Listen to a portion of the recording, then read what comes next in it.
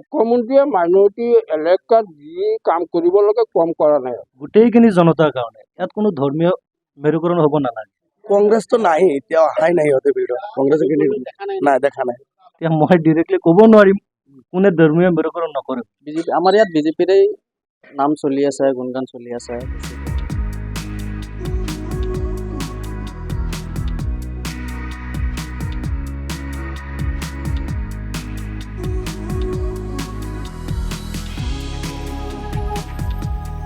আমি আগত কংগ্ৰেছ পাছ কৰিছিল, এইবাৰ আমি ভাবিছোঁ বোলে আকৌ 24ত বিজেপি চৰকাৰ কৰিব, সেইকাৰণে আমাৰ দেশখন বিজেপিত দিয়াটো দিব। আগৰ পৰিমাণ যিটো আছে তাততো বাঢ়িব আৰু। মই ইমান দিন বিজেপিক দিয়া নাই, কিন্তু দেশৰ পৰিস্থিতি সাপেক্ষে বিজেপিয়ে বহুত উন্নয়নমূলক কাম কৰিছে মাইনৰিটি মানুহৰ কাৰণে।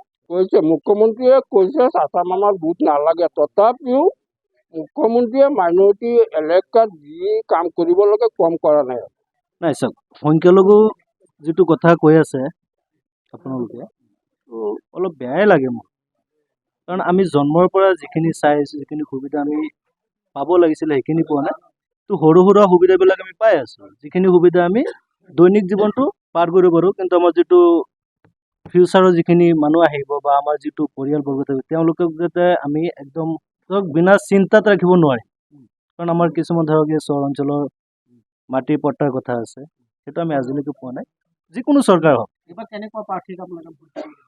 প্ৰাৰ্থীজন আমাৰ এনেকুৱা হ'ব লাগে, খালি আমাৰ চামগুৰি বুলি নহয়, যিটো আমাৰ নগাঁও লোকসভাৰ এতিয়া অন্তৰ্ভুক্ত হৈছোঁ, তাত যিজন সাংসদ হ'ব তেওঁ সংসদত বলিষ্ঠ ভূমিকা এটা পালন কৰিব লাগিব গোটেইখিনি জনতাৰ কাৰণে। ইয়াত কোনো ধৰ্মীয় মেৰুকৰণ হ'ব নালাগে। এইবাৰতো চাওক, ধৰ্মীয় মেৰুকৰণ বৰ্তমান ৰাজনীতিৰ মেইন উৎস।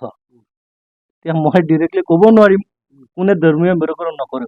এইবাৰ সংখ্যালঘু ৰাইজে বুজি পাইছে বিজেপিৰ উন্নয়ন বুলি, যি কাম কাজ নমুনা বৰ ভাল পাইছে। সেইকাৰণে এইবাৰ সংখ্যালঘু ৰাইজে বিজেপিক ভোট দিব আকৃষ্ট হৈছে। এইবাৰ মানে মোদী ডাঙৰীয়া যি উন্নয়ন গোটেই ভাৰতবৰ্ষত বৈছে, সেইকাৰণে আমাৰ সংখ্যালঘু ৰাইজে বুজি পাইছে যে এইবাৰ বিজেপি সুৰেশ বৰাকেই প্ৰাৰ্থিত্ব জয়যুক্ত নগাঁও লোকসভা সুৰেশ বৰা। কংগ্ৰেছটো নাই, এতিয়া অহাই নাই সিহঁতে ভিতৰত। কংগ্ৰেছ নাই, দেখা নাই। সুৰেশ বৰা সঘনে আহি আছে, মানে সপ্তাহ মূৰে মূৰে। এতিয়া মানে গৰম বতাহ সুৰেশ বৰাই চলাই আছে এতিয়া। সংখ্যালঘু ৰাইজে এইবাৰ ভাবি চাইছে, এইবাৰ মানে বিজেপিয়ে মানে যি অনুদান দি আছে, হিমন্ত বিশ্ব শৰ্মা ডাঙৰীয়া মানে এই মহিলাবিলাকক অৰুণোদয় দি আছে, গোটৰ পইচা দি আছে আৰু কৃষিবিলাক দিছে। এতিয়া মানুহবিলাকে মানে বিজেপি আমাৰ ইয়াত বিজেপিৰে নাম চলি আছে, গুণগান চলি আছে বেছিকৈ। এইবাৰ নিৰ্বাচনত সবাতোকৈ গুৰুত্ব দিয়া হ'ব আপোনাৰ মতামতক। লাইভত আপুনি জনাওক আপোনাৰ প্ৰিয় নেতা কোন। আপোনাৰ মতে এইবাৰ কোন দলে মাৰিব শেষ হাঁহি। প্ৰতিটো সমষ্টিৰ ভোটাৰৰ মত লাইভ ষ্টাৰ চিমেণ্ট টাইম 8 জনাদেশ।